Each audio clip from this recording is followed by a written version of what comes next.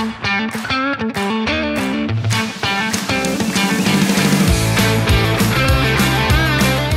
hello everyone. My name is Arshi Rawat and welcome to the ET Smart Factory Summit 2023 hosted at Hyatt Regency, New Delhi. This event is to discuss the future of manufacturing, one that is flanked by innovation, sustainability and technological advancements.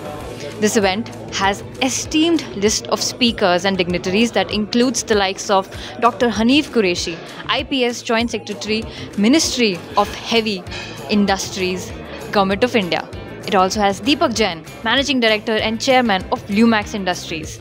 This event is in partnership with Rockwell Automation with Accenture as our knowledge partner. So stay tuned with us and do tweet using the hashtag ET SFS. Thank you so much.